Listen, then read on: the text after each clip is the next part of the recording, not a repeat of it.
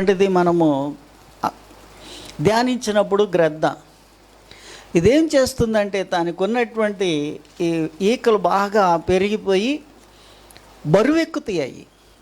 అవేంటంటే ఎగురుద్దు కానీ పైకి ఎగరలేనటువంటి స్థితిలోకి వచ్చేస్తుంది.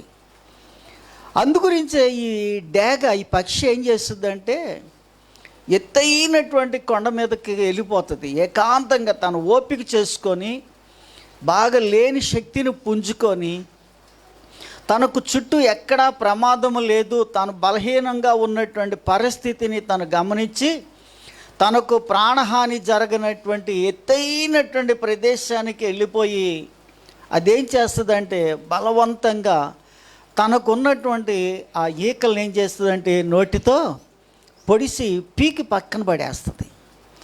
చూసారా, ఈకలు ఇంత మందం ఉంటాయి. అవి బలవంతంగా లాగి రక్తం వచ్చినా సరే దాన్ని ఏం చేస్తుందంటే ఈకలు పీకి పక్కన పడేసి మొత్తము బొచ్చు వలిసిన కోడిని కాల్చేటప్పుడు ఎట్లా ఒలుస్తాం అట్లాగా మొత్తం అయిపోతుంది. అయిపోయిన తర్వాత అది కుప్పు కూలిపోతుంది. ఎందుకంటే దానికి రెక్కలు ఎగరటానికి దానికి ఉన్నటువంటి రెక్కలు మొత్తము తీసేసుకుంది. ఇదేమవుద్దంటే ఇట్లాగా పడిపోయి ఆహారం ఉండదు, అన్నం ఉండదు. అట్లాగే ఒక 20-21 రోజు తర్వాత మరలా దానికి కొత్తగా కొత్త ఈకలు పుట్టుకొని వస్తూ ఉంటాయి. పుట్టుకొచ్చినప్పుడు అదేం చేస్తుందంటే మెల్లిగా కాస్త ఆ కొత్త ఈకలు వచ్చేటప్పుడు దానికి ఏముందంటే కాస్త దురదగా ఉంటుంది. ఆ ముక్కుతో ఇట్లా గీక్కుంటా ఇట్లా పొడుచుకుంటా ఈకలు పెరిగి మరలా చక్కగా కొత్తగా నూతనమైనటువంటి ఆ ఈకలు పెరిగిన తర్వాత అదేమవుతుందంటే ఒకసారి ట్రై చేస్తుంది ఎగరటానికి. ఎగరగలుగుతున్నాను అనేటప్పటికి అది బాగా దులిపేసి చక్కగా నేను ఎంత ఎత్తు ఎగరగలను అని చెప్పి అది ఎత్తైన కొండ మీదకి వెళ్ళి ఇంకా అంతకంటే పైకి వెళ్ళిపోయి అదేం చేస్తుందంటే ఎగురుతా పైనంతా కూడా చక్కర్లు కొడుతుంది. మరలా నేను నూతనంగా పోగొట్టుకున్నటువంటి శక్తిని మరలా తిరిగి సంపాదించుకున్నానా లేదా, నాకు మరలా తిరిగి నా శక్తి నాకు వచ్చిందా లేదా అని తాను పరీక్ష చేసుకొని అదేం చేస్తుందంటే అప్పుడు ఆహారం కొరకు వేట కొరకు బయలుదేరుతూ ఉంటుంది. ఈ పక్షిరాజుని గురించి ఎందుకు పోల్చి చెప్తున్నాడంటే మనము కూడా ప్రియులారా ఒక్కోసారి అనేక సార్లు మనము భారం అయిపోతూ ఉంటుంది. మన పనుల భారం కానివ్వండి, మరి ఆర్థికంగా కానివ్వండి, లేకపోతే ఆత్మీయంగా కానివ్వండి, ఏదో ఒక భారం ద్వారా మనం ఏమైపోతూ ఉంటామంటే బలహీనలం అయిపోతూ ఉంటాం. ఈ బలహీనమైనటువంటి పరిస్థితిలో మనము ఆత్మీయంగా ఎదగలేకపోతాం, ప్రార్థనలో ఎదగలేము, వాక్యంలో చాలామందికి పనుల భారము వలన. అందుగురించి బైబిల్ ఏమంటాడంటే నీ పనుల భారము యెహోవా మీద మోపము, అప్పుడు ఆయన నీ కార్యములను సఫలపరచును. నీ పనులు నువ్వు చేసుకోలేవు, నీ వల్ల కాదు. నువ్వు చేసుకున్న ప్రతి పని కూడా జటిలంగానే ఉంటుంది, పరిష్కారం కావు. కానీ దేవుని మీద ఎప్పుడైతే మనం ఆనుకుంటామో, దేవుని కొరకు కనిపెట్టుకుంటామో, అప్పుడు దేవుడు మన కార్యం చేయటానికి ఇష్టపడతాడు. హల్లెలూయా. కాబట్టి వారు పక్షిరాజు వల్లే రెక్కలు చాపి పైకి ఎగురుదురు, అలయక పరిగెత్తుదురు, సొమ్మసిల్లక నడిచి. అంటే అప్పుడు మనకు ప్రార్థన అన్నా విసుగు ఉండదు, వాక్యం అన్నా విసుకుండదు, దేవాలయానికి వెళ్ళాలన్నా విసుకుండదు, దేవుని ఆరాధించాలన్నా విసుకుండదు. ఈ విసుగులు లేకుండా ఉండాలంటే ఆ పక్షి ఎట్లాగా తన పాతగా ఉన్నటువంటి తన రెక్కలు, తన శరీరం మీద ఉన్నటువంటి ఆటంకం కలిగిస్తున్నటువంటి ఈకలను పెరిగివేసి కొత్త ఈకలు మళ్ళా ఎట్లా పెరిగితే తన నూతనమైనటువంటి శక్తిని పొందుకుంటుందో ఆ విధంగా మనం ఏం చేయాలంటే పాతయన్ని మనం తీసివేయాలి. హల్లెలూయా, హల్లెలూయా. కాబట్టి ప్రియ దేవుని బిడ్డలారా చూడండి, ఇంకో మాట నేను 2 మాటలు చెప్తాను నేను. చూడండి ఒకసారి కీర్తన భాగము రోమాపత్రిక 5వ అధ్యాయం, రోమాపత్రిక 5వ అధ్యాయము 2 నుంచి 5వ వచనం చదువుదాం. మరియు ఆయన ద్వారా మనము విశ్వాసము వలన ఈ కృపయందు ప్రవేశము గలవారమై అందులో నిలిచి ఉండి దేవుని మహిమను గూర్చిన నిరీక్షణను బట్టి అతిశయపడుచున్నాము. అంతేకాదు శ్రమ ఓర్పును, ఓర్పు పరీక్షను, పరీక్ష నిరీక్షను కలుగుజేయునని ఎరిగి శ్రమల యందును అతిశయపడదాం అంటాడు. కష్టాలు వచ్చినా కానీ అతిశయపడదాం. కష్టం వచ్చినా కానీ మనం ఏం చేయాలంట? అతిశయపడటం అంటే ఏంటి? పర్వాలేదు, శ్రమలు ఇవన్నీ వస్తూ ఉంటాయని వెనక్కి అడిగేయకూడదు. శ్రమలు రావటం నాకు మంచిదైంది. శ్రమ రాకముందే నేను దావీదేమంటాడు, నేను త్రోవ విడిచాను ప్రభువా. శ్రమలు రాకముందే త్రోవ విడిచాను. శ్రమలు వచ్చిన తర్వాత నీ దగ్గర. కొంతమంది ఏంటంటే శ్రమలు వచ్చిన దాకా కనిపెట్టుకొని శ్రమలు వచ్చిన తర్వాత అప్పుడు దేవుని దగ్గరికి వచ్చి లబ్బో దిబ్బో మొత్తుకుంటూ ఉంటారు. కానీ ఇక్కడ బైబిల్ గ్రంథంలో ఉన్నటువంటి సత్యం, భక్తుల యొక్క అనుభవాలు ఎట్లా ఉంటాయంటే ప్రియులారా, వారు అనుభవపూర్వకంగా వాళ్ళు వ్యక్తిగతంగా అనుభవించి దేవుని కృపను పొందుకొని ఆ దేవుడు మనకి ఏం మేలు చేస్తాడో, ఏ విధమైనటువంటి కార్యాలు చేస్తాడో వాళ్ళు అనుభవపూర్వకంగా వ్రాయబడినటువంటి సత్య మాటలు అన్నమాట బైబిల్ గ్రంథంలో. అందు గురించి ఇక్కడ ఏమంటాడంటే, అతిశయపడదము, మనకు అనుగ్రహింపబడిన పరిశుద్ధాత్మ ద్వారా దేవుని ప్రేమ మన హృదయంలో కొమ్మరింపబడినది కనుక ఈ నిరీక్షణ మనలను సిగ్గుపరచుతాను. ఇందాక మనం మొట్టమొదటి పాయింట్ ఏం చేసాం? యెహోవా కొరకు కనిపెట్టుకునే వారిలో ఎవడును సిగ్గును. అంటే ఇందులో ఏమంటున్నాడు ఇక్కడ? శ్రమ ఓర్పును. శ్రమ వచ్చిందండి, కష్టం వచ్చిందమ్మ, తప్పులేదు. కష్టం వస్తుంది, భయపడవలసిన అవసరం లేదు. వస్తాయి, కష్టాలు వస్తాయండి. మన పూర్వీకులు ఒక మాట అంటారు, మనుషులు రాక మానులకు వస్తాయి అంటారు. మనుషులం కాబట్టి మనకు దేవునికి మనకు ఉన్నటువంటి రిలేషన్, బంధం అటువంటివి. అందు గురించి ఇక్కడ ఏమంటున్నాడంటే శ్రమ ఓర్పును. శ్రమ ద్వారా మనల్ని ఏం నేర్చుకుంటున్నాము? ఓర్చుకుంటున్నాం. ఓర్పు అనేటువంటిది నేర్చుకున్నాం. ఓర్పు ఏం చేస్తుంది? పరీక్ష పెడుతుంది. ఎంతకాలం ఓర్చుకోవాలండి? ఎంతకాలం ఓర్పు అండి? ఓర్పు నశించిపోతుందండి నాకు అంట. ఆ ఓర్పు మనల్ని ఎక్కడికి మైల్ చేస్తుందంటే పరీక్షలోనికి నడిపిస్తుంది. శ్రమ పెట్టాను, ఎంత ఓర్చుకుంటుంది, ఎంత శ్రమ పడితే ఏమో తట్టుకోగలరు, వీళ్ళు తట్టుకోగలరని దాన్ని పరీక్ష పెడతాడు దేవుడు. పరీక్ష పెట్టిన తర్వాత దాన్ని ఏమంటాడంటే నిరీక్షణను కలుగు చేయను. ఇవన్నీ దాటిపోయిన తర్వాత లాస్ట్కి ఏమవుతుందంటే నిరీక్షణ. ప్రభా, ఇన్ని శ్రమలు పడ్డాను, ఎంత ఓర్చుకున్నాను, ఇన్ని పరీక్షలకు తట్టుకున్నాను కదా, ఈ పరీక్షలో నేను పాస్ అయ్యానా లేదా అని మనకేం చేస్తున్నాడు? ఒక నిరీక్షణ కలుగు చేస్తుంది అని అన్నాడు. హల్లెలూయా, హల్లెలూయా. కాబట్టి మనం ఏం చేయాలంటే దీని ద్వారా అతిశయపడదు. మనకు అనుగ్రహింపబడినటువంటి పరిశుద్ధాత్మ దేవుని ప్రేమ మనలో ఉంటుంది. కాబట్టి మనము ఓర్చుకోగలుగుతాము, సహించుకోగలుగుతాము, నిరీక్షించుకోగలుగుతాము, సిగ్గుపడలేనటువంటి వారిగా ఉంటాం. సిగ్గుపడవలసిన అవసరం లేదండి. యేసు ప్రభుని గురించి సిగ్గుపడవలసిన అవసరము చూడండి. ఫిలిప్పీ పత్రిక రండి, నేను ముగిస్తాను. 3వ అధ్యాయము 17వ వచనం నుండి. ఫిలిప్పీ పత్రిక. సోదరులారా, మీరు నన్ను పోలి నడుచుకొనుడి, మేము మీకు మాదిరి ఉన్న ప్రకారము నడుచుకొని వారిని గురిపెట్టి చూడండి. మాదిరిగా ఉన్న వాళ్ళని గురిపెట్టి చూడండి. యేసు ప్రభుని నమ్ముకొని కష్టాలు పడుతున్నటువంటి వారిని, నిందలు పడుతున్నటువంటి వారిని, అవమానాలు పడుతున్నటువంటి వారిని, హింసించబడుతున్నటువంటి వారిని, వాళ్ళని గురిపెట్టి చూడండి. నీ పక్కన వాళ్ళు ఎవరో ఆ తాటాకు చప్పులకి బెదిరిపోయి వీళ్ళు వెళ్ళిపోతే వాళ్ళని గురించి కాదు, వాళ్ళని చూస్తే నువ్వు పాడుపడు. వాళ్ళని చూస్తే ఏమవుతాడండి? ఒక వ్యక్తి నీళ్ళలో పడిపోయాడు, ఆ వ్యక్తిని కాపాడాలి. ఇంకో వ్యక్తి దూకిన తర్వాత ఆ వ్యక్తి దగ్గరికి వెళితే ఆ నీళ్ళలో పడిపోయినటువంటి వ్యక్తి ఏం చేస్తాడంటే కంగారు పడి వీడిని వాటేసుకుంటాడు. వాటేసుకోగానే పడినోడు కాపాడటానికి వెళ్ళినోడు ఇద్దరు కూడా నీళ్ళలో మునిగిపోయి ఇద్దరు చనిపోతారు. వాళ్ళు నీళ్ళలో మునిగిపోయాడు. వాళ్ళ గురించి అట్లా కాదు, వాళ్ళని కాపాడటం కోసము ఏం చేస్తారో తెలుసా? నీళ్ళలో దూకిన వాళ్ళు దూరంగా ఉండి వాడు అంత దూరంలో ఉండగానే వాడు జుట్టు పట్టుకుంటారు. ఏం పట్టుకుంటారండి? చెయ్యి పట్టుకోరు, కాలు పట్టుకోరు, ఏమి పట్టుకోరు.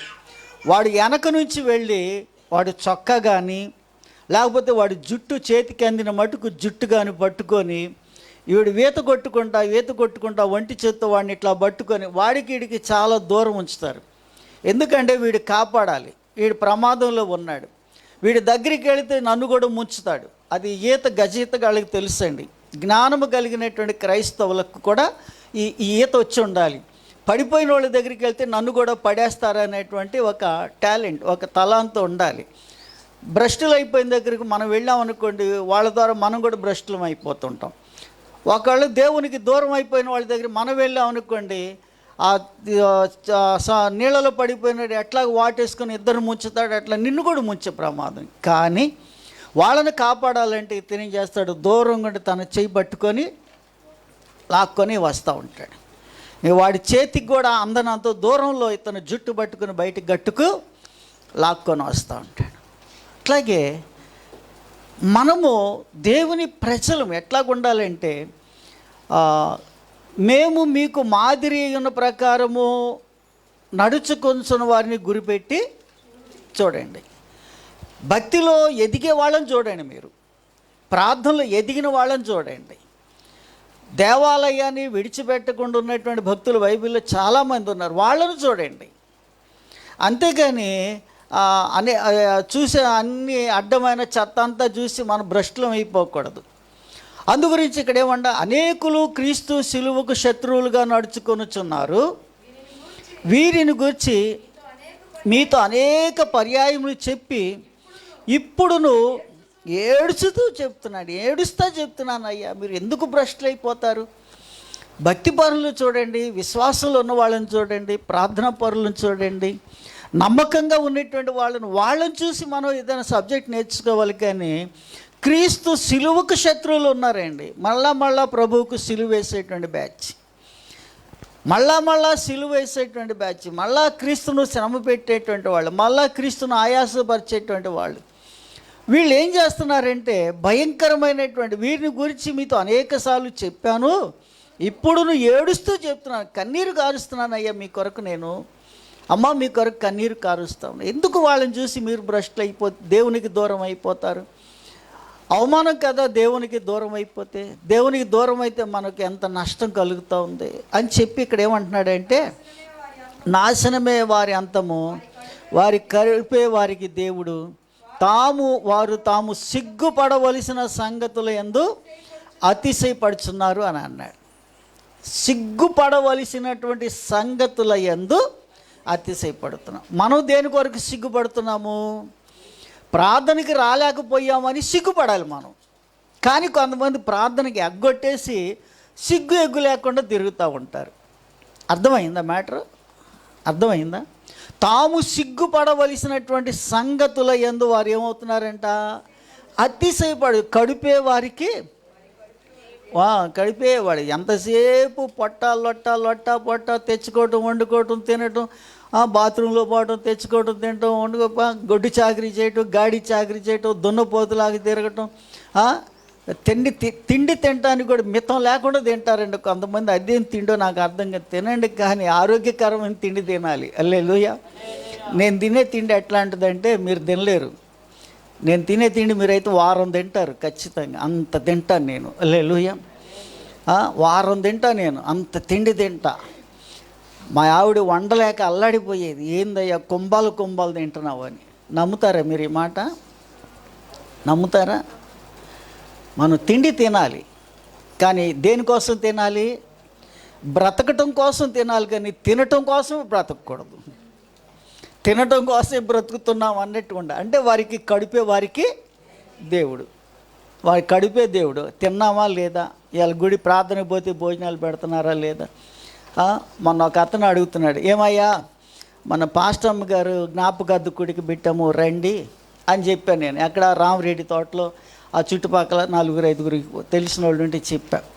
ఎమ్మటే ఏమంటున్నాడంటే, భోజనాలు హల్లెలూయా ఉంటాయా భోజనాలు అని అన్నాడు. అన్నీ ఉంటాయిలే రాబోయా అంటే, వస్తానులేండి నేను పని చూసుకొని లాస్ట్లోనే అందుకుంటా, అంటే దీనికైనా అందుకుంటాను నేను. హల్లెలూయా. ప్రియ దేవుని బిడ్డలారా, భోజన పానముల కోసము దేవుని పనిని పాడు చేయొద్దు అంటాడు. భోజన పదార్థాల విషయంలో దేవుని పనిని పాడు చేయకూడదు. ఉంటుందండి, తిండి ఉన్నప్పుడు తినేది మనమే, లేనప్పుడు పస్తున్నది మనం పస్తుంటే ఎవడో ఒక ముద్ద పెట్టడు, లేకపోతే మనం ఉంటే తింటే ఎవడో తినొద్దు అని అన్నాడు. కానీ దేవుని పనికి ఆటంకం కాకూడదు. మనం తినే భోజన పదార్థాలు దేవుని పనికి ఆటంకం కాకూడదు. అందు గురించి ఇక్కడ ఏమంటున్నాడు, తాము సిగ్గుపడవలసిన సంగతులు ఏందో అతిశయపడుతున్నారు, భూ సంబంధమైన వాటినే మనస్కరించుచున్నారు. మన పౌరస్థితి పరలోకమందున్నది, అక్కడ నుండి ప్రభు అయిన యేసుక్రీస్తు అను రక్షకుని నిమిత్తము కనిపెట్టుచున్నాము అని అన్నాడు. హల్లెలూయా. సమస్తమును తనకు లోబర్చుకొని జాలిన శక్తిని బట్టి ఆయన మన దేన శరీరమును తన మహిమ శరీరమునకు సమరూపము గలదానిగా మారుస్తాడంట ఆయన. హల్లెలూయా. నిరీక్షణ. ఎందుకు ఇప్పుడు మనం ప్రభు బల తీసుకుంటున్నాము, ఎందుకు ప్రభు యొక్క శరీరాన్ని రక్తాన్ని మనం తీసుకుంటున్నాము అని అంటే, యేసు రక్తము ప్రతి పాపము నుండి కూడా ఏం చేస్తుందంటండి, పవిత్రపరుస్తుంది. శరీరాన్ని ఎందుకు తీసుకుంటున్నాం మనము, మన దేన శరీరము తన మహిమ శరీరము సమరూపము గలదానిగా మారుస్తాడంట ఆయన. ఏముందండి, నేను చాలా రోజులు 5-10 సంవత్సరాల నుంచి తీసుకున్నాను, శరీరంలో ఏం మార్పు రాలేదంటే, శరీరంలో ఏం మార్పు, వాపైనా వస్తుంది, ముడతలైనా పడతాయి. దేవుని స్తోత్రం చెప్దాం. హల్లెలూయా. శరీరంలో నీరు చేరి వాపైనా వస్తుంది, లేకపోతే బలహీనం అయిపోయి రక్తహీనం అయిపోయి రక్తం లేక నాలాగా చేతులు ఇట్లా ముడతలైనా పడిపోతాయి. ఏలు ముద్ర అయితే రావట్లేదు. ఎంతసేపు ఏందా దేన శరీరం మహిమ శరీరం స్వరూపంగా మారుస్తానన్నావుగా ప్రభు అనేనా నేను. అది ఇప్పుడు జరిగేది కాదు, రాకడలో జరిగేది. హల్లెలూయా, హల్లెలూయా, హల్లెలూయా. ఏసి 20 సార్లు వేసా, 10 సార్లు వేసా, 15 సార్లు వేసా, ఎంతసేపు వేసినా ఈ ముడతలే పడతాయి కానీ ముద్ర పడట్లా. చూశాను. ఎందుకయ్యా అంటే చివరాఖరి పాప మా వాలంటరీ ఆయన సెక్యూరిటీగా ఉండి ఆయన ముద్ర వేస్తే పడింది, వచ్చేసినాయి. ప్రతి దేవుని బిడ్డలారా, మనం తీసుకుంటున్నటువంటి శరీరము రక్తం సిగ్గుపరచదండి మనల్ని. నిరీక్షణించండి, దేవుని కృపను పొందుకోండి. అందుకు అదే భక్తుల యొక్క అనుభవాలు. అయితే యెహోవా కొరకు కనిపెట్టి వారిలో ఎవరిని కూడా సిగ్గునందడండి. ప్రార్థన చేస్తే సిగ్గుపడవు, నువ్వు దేవుని కార్యం చూస్తావు. వాక్యం వింటే నువ్వు బలపడతావు, సిగ్గుపడవలసిన అవసరం లేదు. దేవుని కార్యాలు, అద్భుతమైనటువంటి కార్యాలు చూస్తామండి. ప్రతి దేవుని బిడ్డలారా, దేవుని యొక్క మహాకృపను బట్టి మనము సిగ్గుపడవలసినటువంటి అవసరము మనకు లేదు. ఈ నిరీక్షణ మనల్ని ఏం చేయదండి, సిగ్గుపరచదు. బైబిల్ పట్టుకోవాలంటేనే చాలామందికి సిగ్గు, బైబిల్ పట్టుకొని గుడికి రావాలంటేనే సిగ్గు. ఈ మధ్య దాదాపు కొంతమంది లాయర్లన్నీ అందరూ ఏం చేశారంటే కోర్టుకి వేశారు, సుప్రీం కోర్టుకి వేశారు. వీళ్ళందరూ బైబిల్ పట్టుకున్న వాళ్ళు, ఇంట్లో యేసుప్రభు ఫోటో ఉన్నా, యేసుప్రభు వాక్యం ఉన్నా, అది హిందూ అయినా ముస్లిం అయినా క్రిస్టియన్స్ అయినా ఎస్సీ అయినా బీసీ అయినా, వాళ్ళ ఇంట్లో ఉంటే వాళ్లకు ప్రభుత్వం తరపున రావాల్సినటువంటి రాయితీలు కట్ చేయండి అని చెప్పి కోర్టుకు పిల్లేశారు. వాళ్ళు కోర్టులో వేసి రావలసినటువంటి వీళ్ళందరూ క్రైస్తవులు వీళ్ళు అని. ఓకే, క్రైస్తవులని అంత భయపడుతున్నావు అంటే దేవునికి మహిమ కలుగును గాక. హల్లెలూయా. ఆ మాత్రం భయం ఉండాలి, ఆ మాత్రం భయమైనా ఉన్నది. మనల్ని చూసి కాకపోయినా మన ఇంట్లో ఫోటోని చూసి అయినా భయపడుతున్నాడు, అందుకు దేవుని మహిమ కలుగును గాక. హల్లెలూయా. ఈ నిరీక్ష, అదే పరీక్ష అంటారు దాన్ని. అటువంటి పరీక్షలు మనం తట్టుకోవాలి. ఈ పరీక్షను మనకి నిరీక్షణ మనం ఏం చేయదండి, సిగ్గుపరచదు. మనం సిగ్గుపడవలసిన అవసరం లేదండి, దేవుడు కార్యాలు చేస్తాడు. అయితే ఇంకోటి ఏంటంటే, ఫిలిప్పీ పత్రిక ఇప్పుడు చదివాం కదా, తాము సిగ్గుపడవలసిన విషయంలో సిగ్గుపడాలి. ప్రార్థనకి వెళ్ళలేకపోయాను, వాక్యం ధ్యానించలేకపోయాను, దేవుని కార్యాలు చేయలేకపోతున్నాను, ఏమిటి నేను ఈ విధంగా వెనకబడిపోతున్నానని ఆ విషయంలో సిగ్గుపడాలి. ఎవరైనా అడిగారు అనుకోండి, పనులుండి రాలేకపోయి పనులు, అది నీళ్లు నవ్వటం అంటే నాకేం అర్థం కాల. ఏమన్నా గట్టిగా ఉంటాయి నీళ్ళు, ఏమన్నా అంటే సునిమెత్తనంగా దాటేయటం అనమాట. విషయాన్ని తేలిగ్గా దాటివేసి దేవునికి మహిమ లేకుండా బ్రతుకుతుంటారు ప్రియులారా. కానీ మనం అలాగ ఉండొద్దమ్మా. దేవునికి మహిమకరంగా, మనకు మన బిడ్డలకు కుటుంబాలకు ఆశీర్వాదకరంగా ఉండనట్లుగా ప్రభు కృపలో ముందుకు సాగుదాం. దేవుడి మాటలు దీవించును గాక. ఆమేన్. ఒకరు చిన్న ప్రార్థన చేయండి. ప్రేరేపణ కలిగిన వారు క్లుప్తంగా చిన్న ప్రార్థన చేయండి. స్తోత్రములు ప్రభు.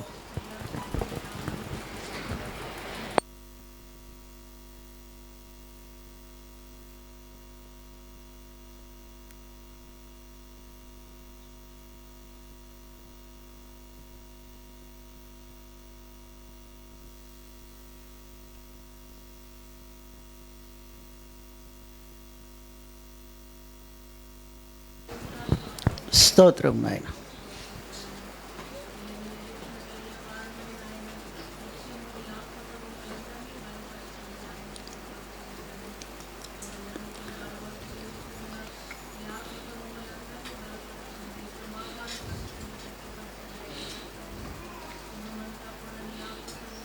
స్తోత్రం ప్రభు.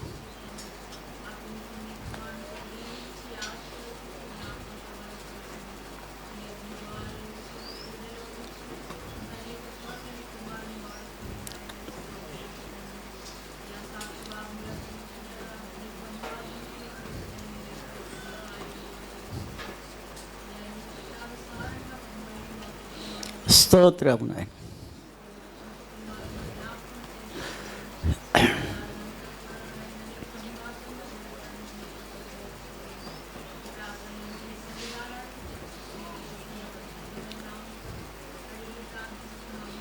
ఆమేన్. హల్లెలూయా, హల్లెలూయా. ఈ సమయాన్ని మనము సాక్ష్యాలకు సమయంగా కేటాయించుకుంటున్నాము. మరి దేవుడు మనకి ఏదైనా చేసిన మేలుని బట్టి లేచి నిలబడి సాక్ష్యం చెప్పండి. క్లుప్తంగా త్వరగా చెప్తే మరి ప్రభు బల కార్యక్రమం ఉన్నది. ఇంకా పాదపరిచర్య చేసుకున్న వాళ్ళు ఉంటే ఇద్దరిద్దరుగా వెళ్ళి మీ పాదపరిచర్య చేసుకొని రండి. ఇద్దరిద్దరుగా వెళ్ళి పాదపరిచర్య చేసుకొని రండి. ఈలోపు సాక్ష్యం చెప్పేవాళ్ళు ఉంటే చెప్పండి.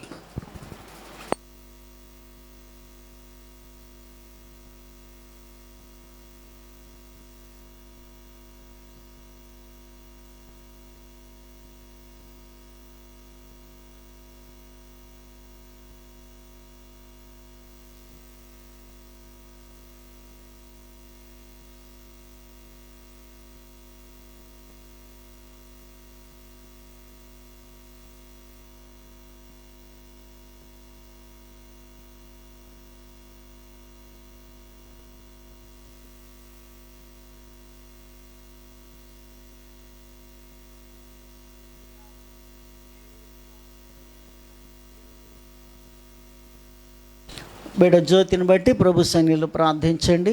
ఇక్కడ ఒక లెటర్ వచ్చింది అందరికంటే. ఫస్ట్ ఉదయాన్నే నిద్ర మంచంలో ఉండగానే నాకు లెటర్ వచ్చింది. దేవుని స్తోత్రం, హల్లెలూయా.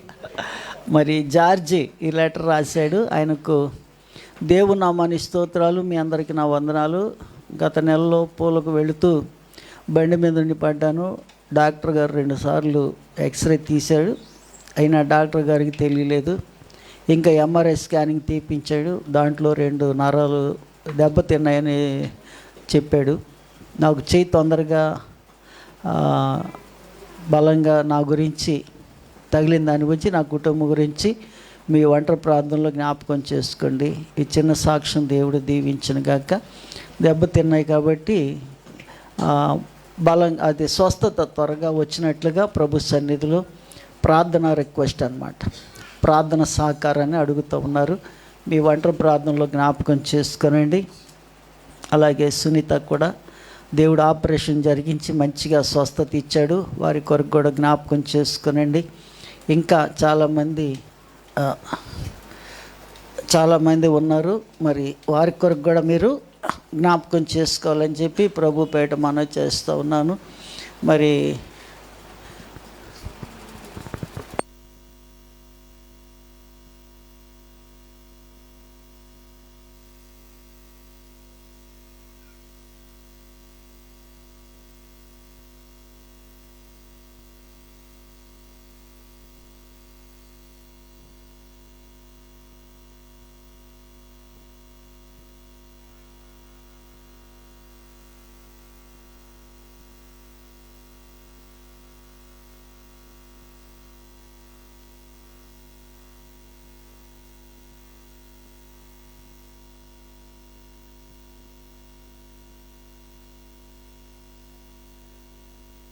హల్లెలూయా. దేవుడు వారి కొరకు కుటుంబం కొరకు చేసిన మేలుని బట్టి ప్రభువును స్తుతిస్తూ వారి కుటుంబం కొరకు ప్రార్థించండి.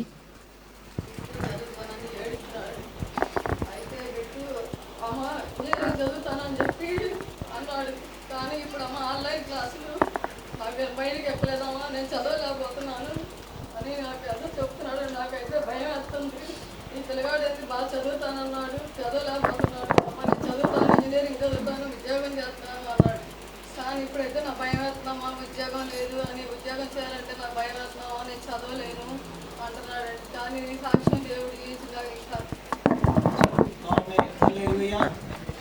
వారి కొరకు బిడ్డ కొరకు ప్రార్థన చేయండి. చక్కగా చదివి ఉద్యోగంలో ఇంట్రెస్ట్గా ఉద్యోగం చేసేటట్లుగా ఆ బిడ్డ కొరకు ప్రార్థన చేయండి. ఎందుకంటే కొంతమందికి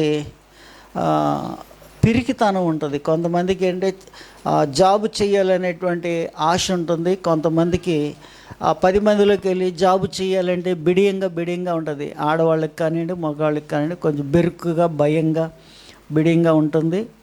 జాబ్ వస్తే భయపడొద్దు, బిడిపడొద్దు, ధైర్యంగా జాబులు చేయండి, మంచిగా చదువుకోండి, మంచిగా సమాజంలో ఒక మంచి ఎడ్యుకేషన్ పర్సన్గా చదువుకున్నటువంటి విద్యావంతులుగా ఉండాలని చెప్పి నా కోరిక. ఎందుకంటే నాకు పెద్ద చదువు లేదు, నేను చదువుకొని సావలేదు. మా అయ్య చదవమంటే చదువుకోలేదు. ఆ రోజుల్లో చదువురా బాబు, మా అయ్య న్యూస్ పేపర్ చదివాడు కానీ ఆయన సంతకం రాదు. కనీసం నేను బస్సు పేర్లు చదవటానికైనా చదివించాడు నన్ను. దేవుని స్తోత్రం చెప్దాం. హల్లెలూయా. బస్సు పేర్లు చదువుకొని ఊరికి పోయేటప్పుడు ఎవరిని అడగకుండా స్వతహాగా బస్సు పేర్లు చదువుకోవటానికి ఆ మాత్రం చదివించాడు. అంటే సెకండ్ ఫారం అన్నమాట. సెకండ్ ఫారం అంటే 7వ తరగతి. అప్పుడెప్పుడూ ఒక 50-55 సంవత్సరాల క్రితం 7వ తరగతి చదివించాడు. ఇప్పుడు 7వ తరగతి అంటే దాని క్వాలిఫికేషన్, దాని విలువ ఎంతో వెయిట్ నాకు తెలీదు. బట్ ఏంటంటే ఆ రోజుల్లోనే మంచి జనరల్ నాలెడ్జ్తో చదివించాడు మా మాస్టర్ గారు నాకు. మంచి సామాజిక స్పృహ, సమాజపు విలువలు, కుటుంబ వ్యవస్థ, తల్లిదండ్రుల గురించి, పెద్దల గురించి, దేవుని పట్ల విధి విధానాలన్నీ నేర్పించాడు ఆ రోజుల్లో. ఇప్పుడు నేర్పించే చదువులు ఏంటంటే టింకిల్ టింకిల్ అంట. తర్వాత నాకు రాదు ఇంకా అక్కడి నుంచి. ఈ నేర్చుకున్నారు. వీళ్ళకి ఏం జ్ఞానం వచ్చి వస్తుంది? ఆ రోజుల్లో మాకు సుమతి శతకం, పెద్ద బాల శిక్ష, వేమన శతకం అవి చదివించారు. అన్నీ ఉండేవి. పెద్ద బాల శిక్ష మొత్తం చదివాను నేను. ఇంత ఉంటుంది పెద్ద బాల శిక్ష. ఇప్పటికి ఉంది మా ఇంట్లో. నాకు ఆశపడి ఒక తీసుకొచ్చి ఎంత ఉంది పెద్ద బాల శిక్ష. అంత బైబిల్ అంత ఉంటుంది. బైబిల్ కంటే ఇంకా లావు ఉంటుంది. అందులో అన్నీ ఉంటాయి పెద్ద బాల శిక్షలో. అమ్మా, ఎవరు చదివారు పెద్ద బాల శిక్ష? ఇక్కడ చేతులు ఎత్తండి. విన్నారా? పోనీ చూసారా పెద్ద బాల శిక్ష? చూశారు. చూసిన వాళ్ళు చేతులు ఎత్తండి. మంచిది. దూరం నుంచి నేను కూడా మద్రాసు చూసా చాలాసార్లు. దేవుని స్తోత్రం. హల్లెలూయా, హల్లెలూయా. మంచిది.